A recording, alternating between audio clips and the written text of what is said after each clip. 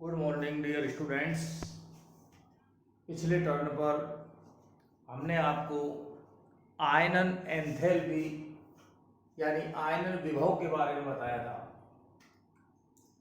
कि गैसीय अवस्था में जब कोई परमाणु उदासीनी होते हैं यानी निरावेशित होते हैं, तो गैसीय अवस्था में जब कोई निरावेशित परमाणु इलेक्ट्रॉन त्यागता है या उसमें से इलेक्ट्रॉन उसकी कक्षा में से पृथक करवाया जाता है, निकाला जाता है, तो इस क्रिया में ऊर्जा खर्च होती है, ऊर्जा लगानी पड़ती है। ये जो ऊर्जा लगानी पड़ती है इसे आयनन विभव या आयनन एंथैल्पी कहते हैं। और ये आयनन एंथैल्पी जो है ये किसी आवर्त में यदि हम बाएं से दाएं चलें, किसी आवर्त में बाएं से दाएं चलें तो आयनन एंथैल्पी का मान बढ़ता जाता है। आवर्त में बाएं से दाएं चलें तो आयनन एंथैल्पी का मान बढ़ता जाता है, यानी उसकी कक्षा में से, परमाणु की बाह्यतम कक्षा में से इलेक्ट्रॉन को पृथक करना मुश्किल होता जाता है, क्योंकि प्रभावी नाभ की आवेश बढ़ता जाता है। और वर्ग में देखें तो एक वर्ग में ऊपर से नीचे चलें तो आप जानते हैं कि नया कोष जुड़ने के कारण प्रभावी नाभ की आवेश घटता जाता है। इसलिए बाह्यतम कक्षा में से इलेक्ट्रॉन को पृथक करना यानी इलेक्ट्रॉन को निकालना आसान होता जाता है, इसलिए आयनन एंथैल्पी का मान घटता जाता है। आज हम पढ़ेंगे इलेक्ट्रॉन लब्धि एंथैल्पी, जिसको इलेक्ट्रॉन बंधुता भी कहते हैं। इलेक्ट्रॉन लब्धि एंथैल्पी या इलेक्ट्रॉन बंधुता बिल्कुल आसान, इजी और इंपॉर्टेंट टॉपिक है। आप ध्यान दें, गैसीय अवस्था में किसी तत्व के परमाणु द्वारा, परमाणु उदासीनी है तो इस परमाणु के द्वारा जब एक इलेक्ट्रॉन ग्रहण करके ऋणायन बनाया जाता है, इलेक्ट्रॉन त्यागता है तो धनायन बनता है। परमाणु इलेक्ट्रॉन त्यागता है तो धनायन बनता है, और जब इलेक्ट्रॉन ग्रहण करके ऋण आयन बनाया जाता है तो इस क्रिया में ऊर्जा मुक्त होती है। ये जो ऊर्जा मुक्त होती है या निकलती है, इसको ही इलेक्ट्रॉन बंधुता या इलेक्ट्रॉन लब्धि एंथैल्पी कहते हैं। बिल्कुल अपोजिट हो गया ये आयनन एंथैल्पी के। आयनन एंथैल्पी में परमाणु इलेक्ट्रॉन त्यागता है, धनायन बनता है, इसमें ऊर्जा लगानी पड़ती है, जिसको आयनन एंथैल्पी कहते हैं। यहां उल्टा है, परमाणु इलेक्ट्रॉन ग्रहण करता है, यानी परमाणु की बाह्यतम कक्षा में इलेक्ट्रॉन को जोड़ा जाता है, जिसके कारण वो ऋणायन बनाता है और इस क्रिया में ऊर्जा मुक्त होती है। ये जो ऊर्जा मुक्त होती है इसे इलेक्ट्रॉन लब्धि एंथैल्पी या इलेक्ट्रॉन बंधुता कहते हैं। जैसे ये कोई X तत्व का परमाणु है उदासीन, इसकी बाह्यतम कक्षा में हमने एक इलेक्ट्रॉन जोड़ा, यानी इसने एक इलेक्ट्रॉन ग्रहण किया, तो ये X ऋण आयन बन गया। X 0 से X ऋण आयन हो गया, और इस क्रिया में जो ऊर्जा मुक्त हुई है इस ऊर्जा को हम कहते हैं इलेक्ट्रॉन बंधुता या इलेक्ट्रॉन लब्धि एंथैल्पी। तो बिल्कुल आसान है, गैसीय अवस्था में उदासीन परमाणु के द्वारा इलेक्ट्रॉन ग्रहण कर ऋणायन बनाया जाता है, तो इस क्रिया में ऊर्जा मुक्त होती है। ये जो ऊर्जा मुक्त होती है, एनर्जी रिलीज होती है, इसी को हम इलेक्ट्रॉन बंधुता या इलेक्ट्रॉन लब्धि एंथैल्पी कहते हैं। इसके बाद आपको पढ़नी है इसकी आवर्तिता, पीरियोडिसिटी। तो आवर्तिता देखिए, यानी आवर्त सारणी में यदि हम आवर्त और वर्ग में चलें तो इलेक्ट्रॉन लब्धि एंथैल्पी कैसे परिवर्तित होती है। तो यूं तो इलेक्ट्रॉन लब्धि एंथैल्पी कई बातों पर निर्भर करती है, ये सभी बातें आपके कोर्स में भी नहीं है, तो आप तो केवल इतना ही समझ लें कि आवर्तता आवर्त और वर्ग में कैसे बदलती है। तो यदि हम किसी आवर्त में बाएं से दाएं चलें, आवर्त में बाएं से दाएं चलें, तो परमाणु का आकार घटता जाता है। आप पहले पढ़ चुके हैं इसको। क्यों घटता जाता है? क्योंकि प्रभावी नाभ की आवेश बढ़ता है। तो प्रभावी नाभ की आवेश बढ़ेगा, त्रिज्या घटेगी, त्रिज्या घटेगी, आकार घटेगा।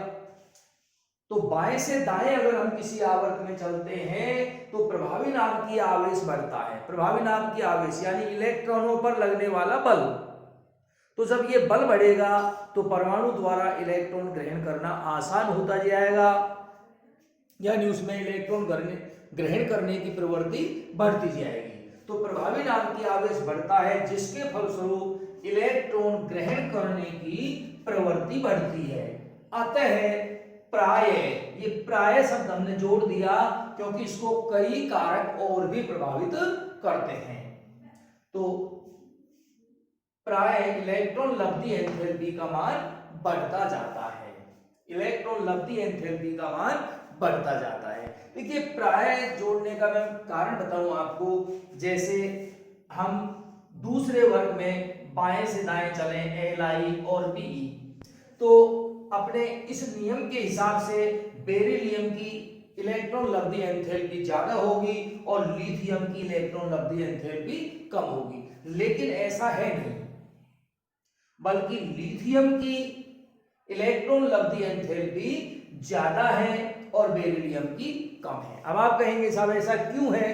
तो इसका कारण यह है कि आप जानते हैं कि इसके बाह्यतम कोश में एक इलेक्ट्रॉन है, 3 नंबर पर है तो 2 1, या यूं कहें 1s2 और 2s1 इसका इलेक्ट्रॉन विन्यास है, और इसका इलेक्ट्रॉन विन्यास है 1s2 2s2। तो इसमें ये जो s में जो इलेक्ट्रॉन है ये s कक्षक पूरा भरा हुआ है, इसलिए ये ज्यादा स्थायी है बजाय इसके। 2s1 के ये 2s2 ज्यादा स्थायी है। ज्यादा स्थायी होने के कारण बेरिलियम में इलेक्ट्रॉन ग्रहण करने की प्रवृत्ति कम होती है और इसमें इलेक्ट्रॉन ग्रहण करने की प्रवृत्ति ज्यादा है लिथियम में, इसलिए लिथियम की इलेक्ट्रॉन लब्धि एंथैल्पी ज्यादा होती है। लेकिन यदि आपसे परीक्षा में पूछ लिया जाए तो आप अपने सिलेबस के अनुसार इसी को लिखेंगे कि यदि हम आवर्त में बाएं से दाएं चलें तो इलेक्ट्रॉन लब्धि एंथैल्पी का मान प्राय बढ़ता जाता है। और ये की यही कहानी जो है आप वर्ग में माने तो हमने ये लिख दिया, वर्ग में इलेक्ट्रॉन लब्धि एंथैल्पी के मान में अनियमितता पाई जाती है, यानी कहीं ये बढ़ती है कहीं घटती है, तो अनियमितता पाई जाती है, इतना ही लिख देंगे अपन। तो सभी इसको नोट कर लें या स्क्रीनशॉट ले लें।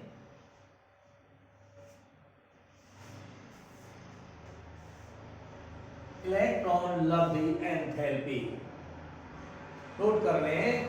गैसीय अवस्था में किसी तत्व के परमाणु द्वारा जब एक इलेक्ट्रॉन ग्रहण कर ऋण आयन बनाया जाता है तो जो ऊर्जा मुक्त होती है उसे इलेक्ट्रॉन बंधुता कहते हैं। जैसे माना ये किसी तत्व का परमाणु है X जिसका आवेश है 0, एक इलेक्ट्रॉन ग्रहण करता है तो X माइनस आयन बनाता है, इसमें ऊर्जा मुक्त होती है, ये इलेक्ट्रॉन बंधुता है। इसके बाद इसकी आवर्तता, तो आवर्त में बाएं से दाएं चलें तो प्राय इलेक्ट्रॉन लब्धि एंथैल्पी बढ़ती है और वर्ग में ये अनियमित रहती है। नोट कर लें।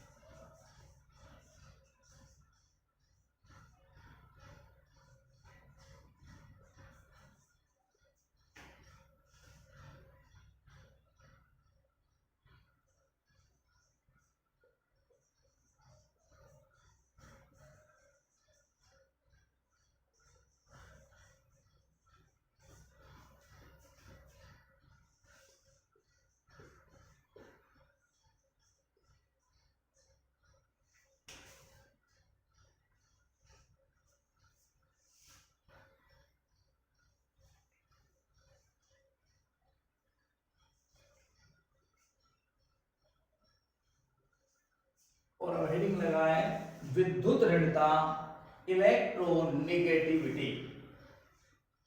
विद्युत ऋणता इलेक्ट्रोनेगेटिविटी नोट कर लें। सहज संयोजक यौगिकों में जब दो असमान परमाणुओं के बीच इलेक्ट्रॉनों की साझेदारी होती है तो साझे के इलेक्ट्रॉनों को ये परमाणु यानी ये दोनों परमाणु जो साझा कर रहे हैं इलेक्ट्रॉनों का अपनी अपनी तरफ आकर्षित करते हैं। यही गुण विद्युत ऋणता कहलाता है।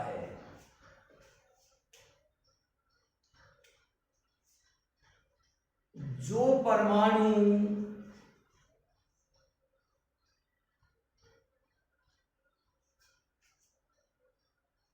तुलनात्मक रूप से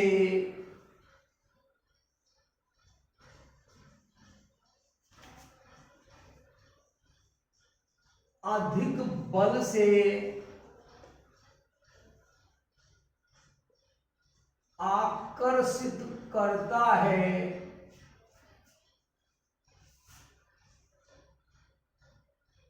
वह विद्युत ऋणी होता है।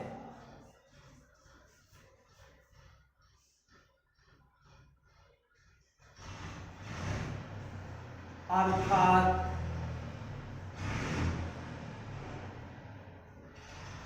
उसकी विद्युत ऋणता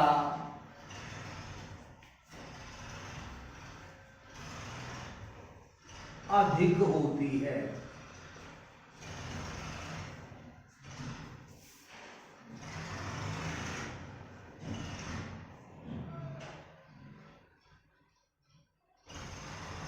और दूसरा परमाणु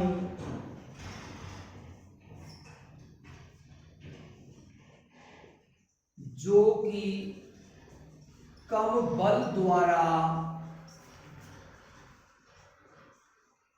इलेक्ट्रॉनों को आकर्षित करता है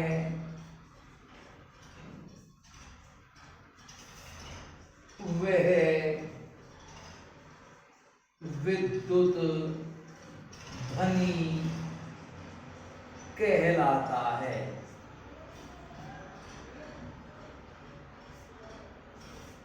नोट कर लें, सहज संयोजक यौगिकों में जब दो असमान परमाणुओं के बीच इलेक्ट्रॉनों की साझेदारी होती है तो जो साझे के इलेक्ट्रॉन हैं उनको ये दोनों असमान परमाणु अपनी अपनी तरफ आकर्षित करते हैं, खींचते हैं। साझे के इलेक्ट्रॉनों को अपनी ओर आकर्षित करने का यही गुण विद्युत ऋणता यानी इलेक्ट्रोनेगेटिविटी कहलाता है। जो परमाणु तुलनात्मक रूप से अधिक फोर्स के साथ साझे के इलेक्ट्रॉनों को आकर्षित करता है वह विद्युत ऋणी होता है, यानी उसकी विद्युत ऋणता का मान ज्यादा होता है, अर्थात उसकी विद्युत ऋणता का मान अधिक होता है। और जो परमाणु तुलनात्मक रूप से कम बल द्वारा इलेक्ट्रॉनों को अपनी ओर खींचता है वह विद्युत धनी होता है।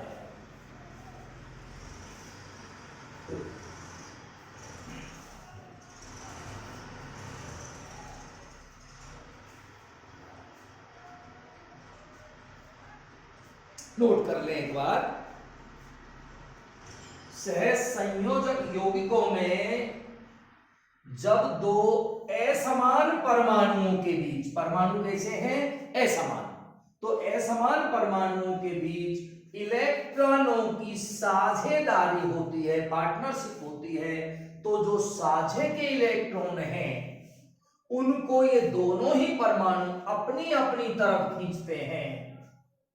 यही गुण इलेक्ट्रोनेगेटिविटी यानी विद्युत ऋणता कहलाता है। जो ज्यादा बल से खींचता है वो विद्युत ऋणी होता है, यानी उसकी विद्युत ऋणता ज्यादा होती है। और जो कम बल से खींचता है वो विद्युत धनी कहलाता है, यानी उसकी विद्युत ऋणता का मान कम होता है। स्पष्ट है कि ये जो विद्युत ऋणता है ये तुलनात्मक होती है, यानी सापेक्ष प्रवृत्ति होती है। विद्युत ऋणता एक सापेक्ष प्रवृत्ति होती है, तुलनात्मक होती है, यानी एक की तुलना में दूसरे की कम होगी या ज्यादा होगी।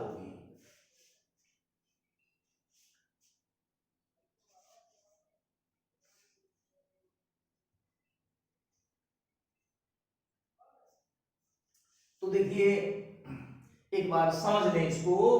सहसंयोजक यौगिकों में दो असमान परमाणुओं के बीच, देखिए सहसंयोजक बंध दो समान परमाणुओं के बीच में भी बन सकता है। जैसे क्लोरीन का परमाणु क्लोरीन के परमाणु से भी साझा कर सकता है। आपको पता है क्लोरीन परमाणु के बाह्यतम कक्ष में 7 इलेक्ट्रॉन होते हैं, 17वें नंबर पर आता है तो 2 8 7, तो 7 इलेक्ट्रॉन होते हैं। तो बाह्यतम कक्ष के इलेक्ट्रॉन यानी संयोजी इलेक्ट्रॉनों को ही केवल मैं प्रदर्शित कर रहा हूं, तो ये 1 2 3 4 5 6 7 और 7 इलेक्ट्रॉन इसके बाह्यतम कक्षा में होते हैं, तो ये 7। अब स्थायित्व प्राप्त करने के लिए इस क्लोरीन के परमाणु को 1 इलेक्ट्रॉन चाहिए, तो ये 1 इलेक्ट्रॉन इस वाले परमाणु से ले लेता है साझे में, तो इसका अष्टक हो जाता है पूरा। इसी तरीके से ये क्लोरीन का परमाणु जो है इस वाले परमाणु से अपना 1 इलेक्ट्रॉन ले लेता है। तो कुल मिला के इसके पास भी 1 इलेक्ट्रॉन कम था, इसके पास भी 1 इलेक्ट्रॉन कम था, तो दोनों ने साझा कर लिया 1 इलेक्ट्रॉनों का। और ये जो साझे के इलेक्ट्रॉन हैं इन पर इसका और इसका दोनों का अधिकार है, यानी साझा हुआ है इलेक्ट्रॉनों का। तो ये जो साझे का इलेक्ट्रॉन युग्म है इसको ये वाला क्लोरीन परमाणु अपनी ओर खींचेगा, ये वाला क्लोरीन परमाणु अपनी ओर खींचेगा। क्योंकि ये तो दोनों समान परमाणु हैं इसलिए समान ताकत से खींचेंगे, यानी इनमें हम विद्युत ऋणता का अंतर नहीं बता सकते। इसलिए परमाणु कैसे होने चाहिए? असमान। या तो ये दोनों समान ताकत से खींचेंगे, समान फोर्स से खींचेंगे। तो इसलिए यहां पर हमने बताया कि सहसंयोजक यौगिकों में असमान परमाणुओं के बीच होना चाहिए।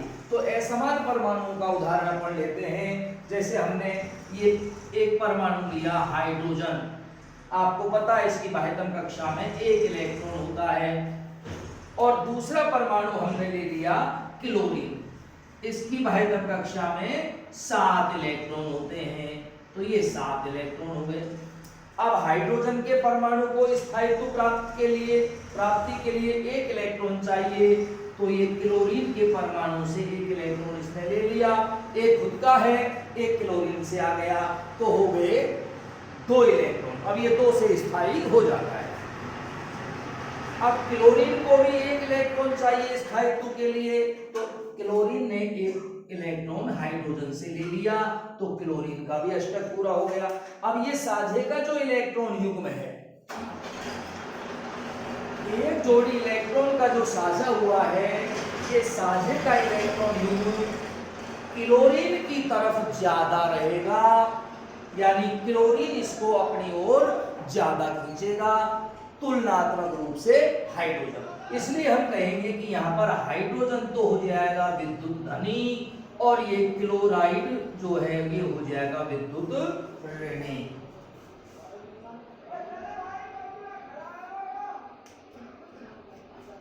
क्लोरीन परमाणु ज्यादा ताकत के साथ, ज्यादा फोर्स के साथ साझे के इलेक्ट्रॉनों को अपनी ओर खींचेगा, इसलिए हम कहेंगे कि क्लोरीन की विद्युत ऋणता ज्यादा है और हाइड्रोजन की कम है।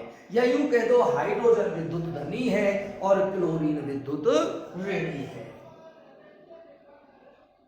तो बिल्कुल आसान टॉपिक है विद्युत ऋणता का, आप समझ गए होंगे।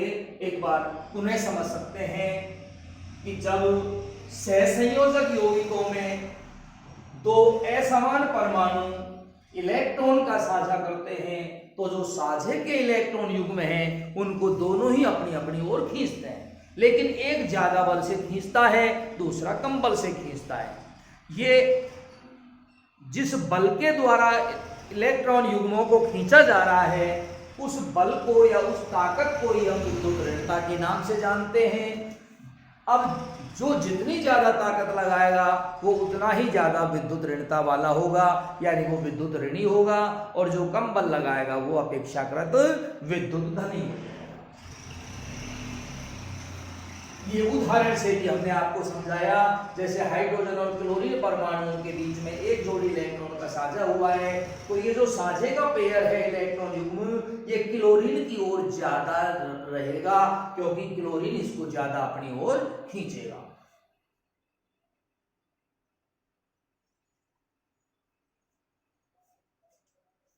संक्षेप में, और आप इसको आसान शब्दों में भी समझ सकते हैं, संक्षेप में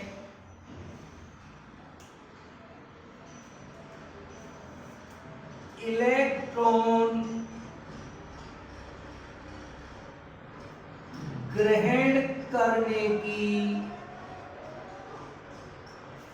प्रवृत्ति, इलेक्ट्रॉन ग्रहण करने की प्रवृत्ति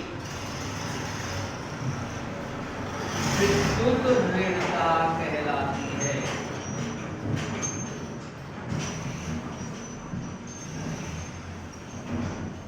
इलेक्ट्रॉन ग्रहण करने की प्रवृत्ति विद्युत ऋणता कहलाती है, यानी जिस परमाणु में इलेक्ट्रॉन ग्रहण करने की प्रवृत्ति ज्यादा है हम कहेंगे उसकी विद्युत ऋणता ज्यादा है, और जिसमें इलेक्ट्रॉन ग्रहण करने की प्रवृत्ति कम है हम कहेंगे उसकी विद्युत ऋणता कम है। तो शॉर्ट में आप इस तरीके से भी इसको लिख सकते हैं।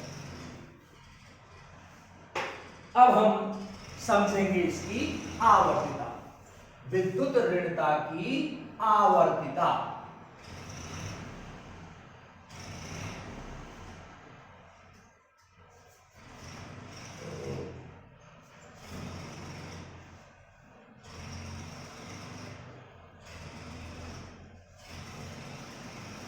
हेडिंग लगा ले सभी, विद्युत ऋणता की आवर्तिता।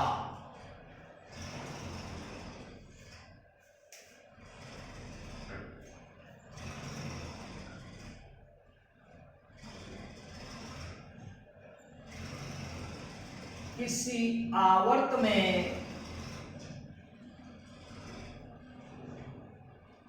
बाएं से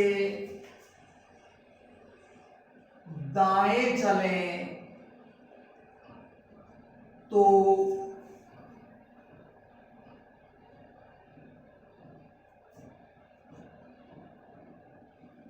किसी आवर्त में बाएं से दाएं चलें तो प्रभावी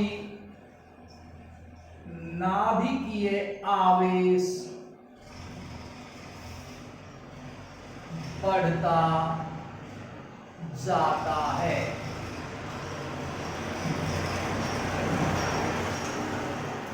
किसी आवर्त में बाएं से दाएं चलें तो प्रभावी नाभिकीय आवेश बढ़ता जाता है। क्यों? क्योंकि नाभिक में धनावेश बढ़ता जाता है, प्रोटॉन की संख्या बढ़ती जाती है, और नाभिक जो बल लगाता है बाह्यतम कक्षा के इलेक्ट्रॉनों पर वो ही क्या है? प्रभावी नाभिकीय आवेश। तो किसी आवर्त में बाएं से दाएं चलें तो प्रभावी नाभिकीय आवेश बढ़ता है, यानी नाभिक के द्वारा इलेक्ट्रॉनों पर लगने वाला बल बढ़ता है। अब इलेक्ट्रॉनों को ज्यादा बल से खींचेगा नाभिक, तो सीधी सी बात है इलेक्ट्रॉन का जुड़ना उतना ही क्या होता जाएगा? आसान, यानी इलेक्ट्रॉन ग्रहण करने की प्रवृत्ति बढ़ती जाएगी, यानी विद्युत ऋणता बढ़ती जाएगी। तो किसी आवर्त में बाएं से दाएं चलें तो प्रभावी नाभिकीय आवेश बढ़ता जाता है, अतः इलेक्ट्रॉन ग्रहण करने की प्रवृत्ति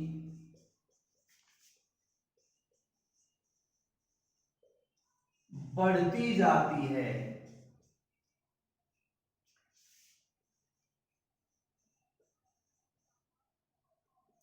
फलस्वरूप विद्युत ऋणता बढ़ती जाती है।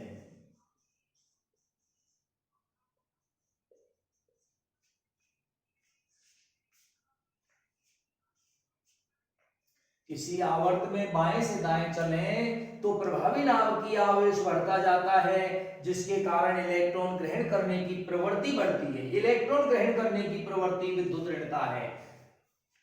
तो जब प्रवृत्ति बढ़ रही है तो विद्युत ऋणता बढ़ती जाती है।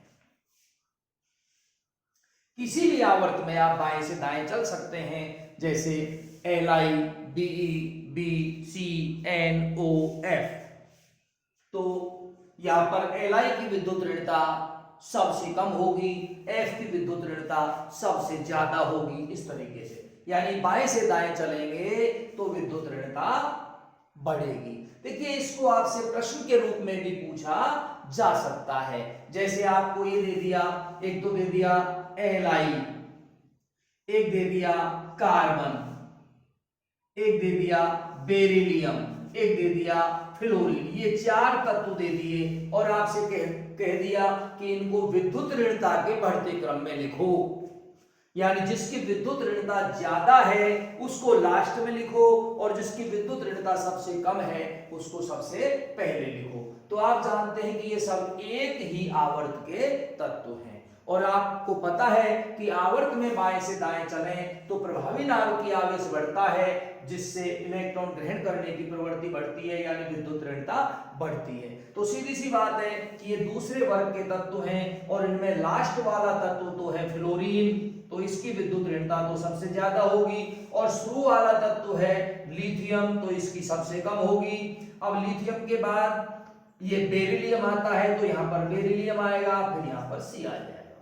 तो ये वाला आपका उत्तर हो जाएगा Li, Be, C और F। इस तरीके से आप बता सकते हैं इस प्रश्न का उत्तर। नोट कर लें इसको।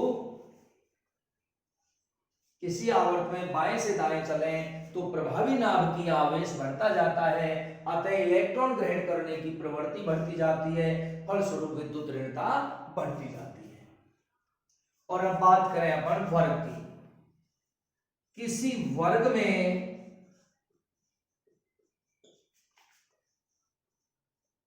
ऊपर से नीचे चलें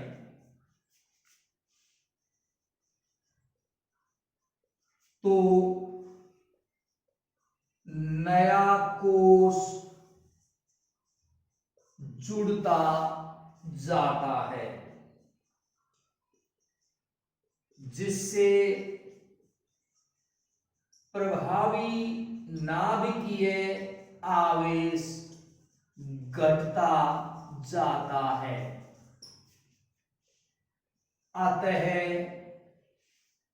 प्रभावी नाभिक की आवेश घट रहा है, यानी नाभिक का इलेक्ट्रॉनों पर लगने वाला बल घट रहा है, तो इलेक्ट्रॉन का जुड़ना मुश्किल होता चला जाएगा, यानी इलेक्ट्रॉन ग्रहण करने की प्रवृत्ति घटती चली जाएगी, जिससे प्रभावी नाभिक की आवेश घटता जाता है। अतः इलेक्ट्रॉन ग्रहण करने की प्रवृत्ति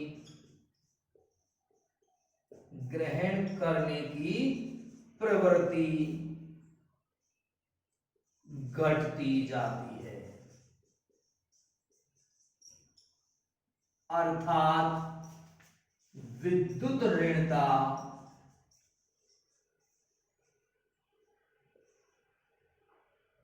घटती जाती है।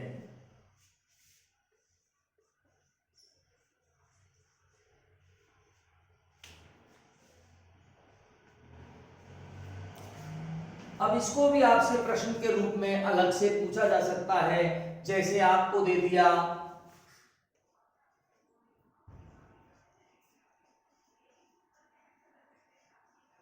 ये लिख दिया और आपसे कह दिया कि इनको विद्युत ऋणता के आरोही क्रम में बताइए, यानी विद्युत ऋणता सबसे ज्यादा किसकी है और सबसे कम किसकी है।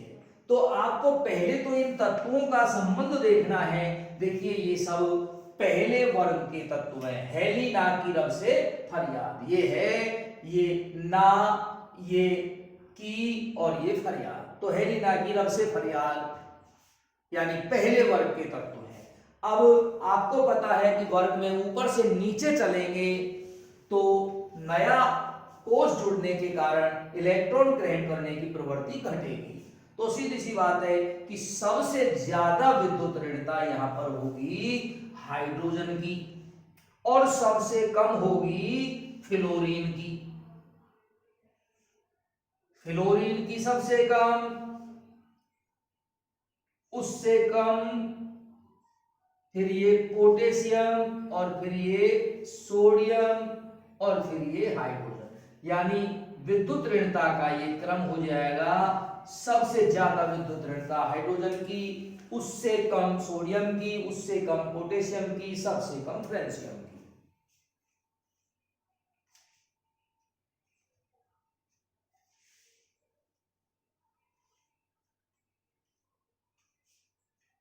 दो एक मुख्य बिंदु नोट करें आप, हेडिंग लगाएं मुख्य बिंदु।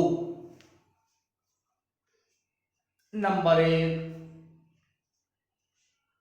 सर्वाधिक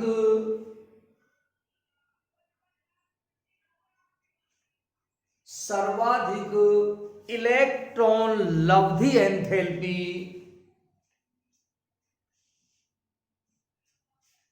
सर्वाधिक इलेक्ट्रॉन लब्धि एंथैल्पी क्लोरीन की होती है।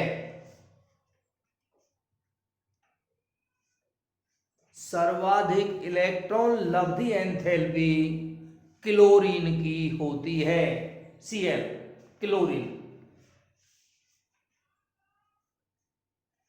पूर्ण विराम लगा दें। दूसरा बिंदु लिखें,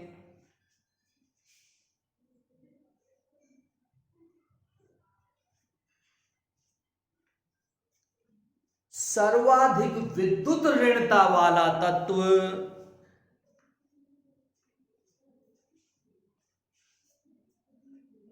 सर्वाधिक विद्युत ऋणता वाला तत्व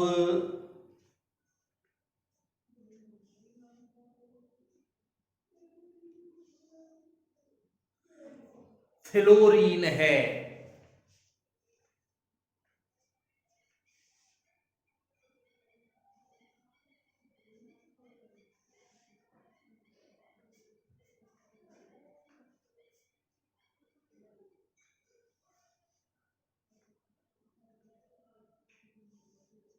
एक छोटा सा क्वेश्चन नोट करें, प्रश्न नोट करें।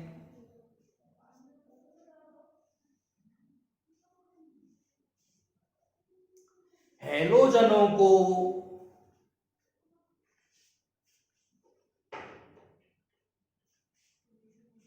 विद्युत ऋणता के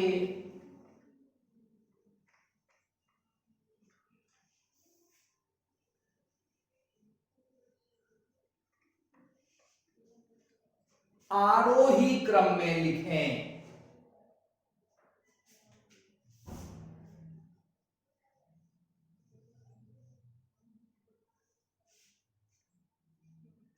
हैलोजन आपको पता है जो 17वां वर्ग है वो हैलोजन वर्ग कहलाता है। फिर कल बाहर आई एंटी, यानी फ्लोरीन, क्लोरीन, ब्रोमीन, आयोडीन, एस्टेटिन, ये हैलोजन तत्व कहलाते हैं। अब आपसे कहा जा रहा है कि आप इनको विद्युत ऋणता के बढ़ते क्रम में लिखें। तो आपको पता है कि ये एक वर्ग के तत्व हैं सब हैलोजन 17वें वर्ग के। अब आपको पता है कि जब आप वर्ग में ऊपर से नीचे चलते हैं तो विद्युत ऋणता घटती है। वर्ग में ऊपर से नीचे चलें तो विद्युत ऋणता घटती है, यानी वर्ग में जो सबसे ऊपर है उसकी विद्युत ऋणता सबसे ज्यादा होगी।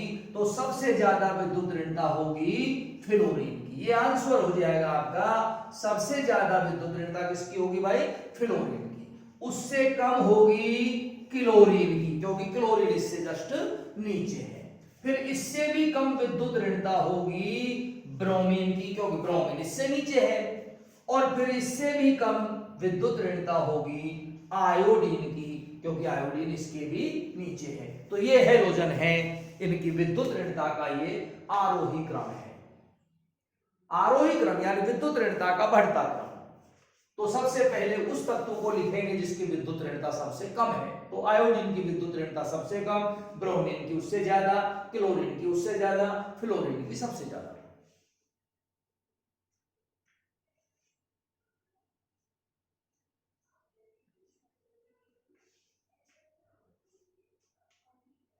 नेक्स्ट क्वेश्चन नोट करें।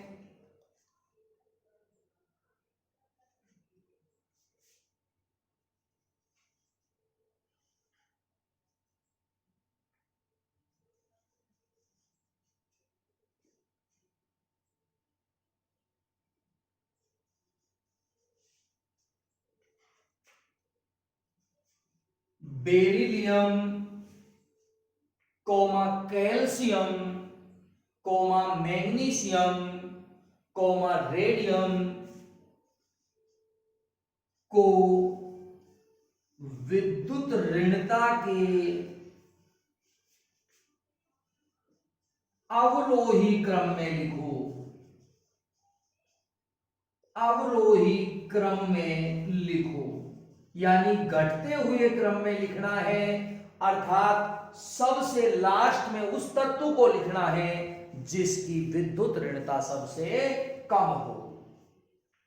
तो देखें ये जो तत्व दिए हैं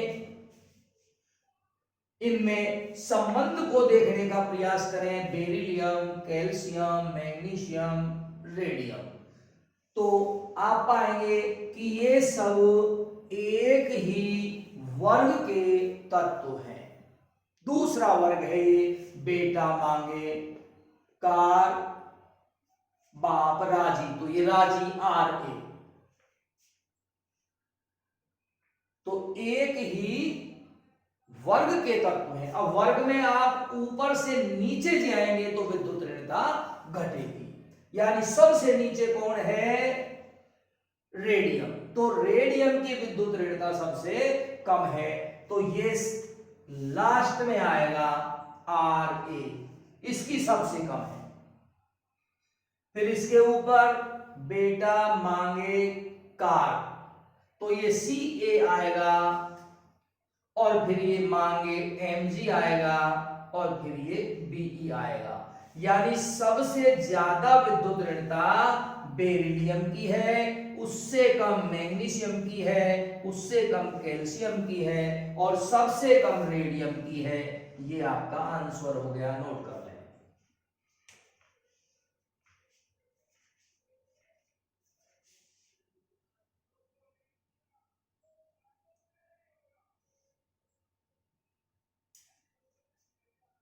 तो इस तरीके के कई प्रश्न इसमें से बनते हैं, आपसे पूछे जा सकते हैं। आप अपने दिमाग में इलेक्ट्रॉन लब्धि, एंथैल्पी, विद्युत ऋणता दोनों टॉपिक बिल्कुल एकदम क्लियर कर लें। कोई समस्या हो आप कमेंट्स के जरिए हम तक पहुंचाएं, हम आपको यथासंभव शीघ्रता से उसका सॉल्यूशन देंगे। और अगर आपको वीडियो पसंद आई है तो लाइक करने में कंजूसी कतई नहीं करें, क्योंकि आपके जो लाइक हम देखते हैं उनसे हम मोटिवेट होकर के और अधिक प्रयास करते हैं आपको शीघ्रता से वीडियो अपलोड करने का। सभी के लिए धन्यवाद।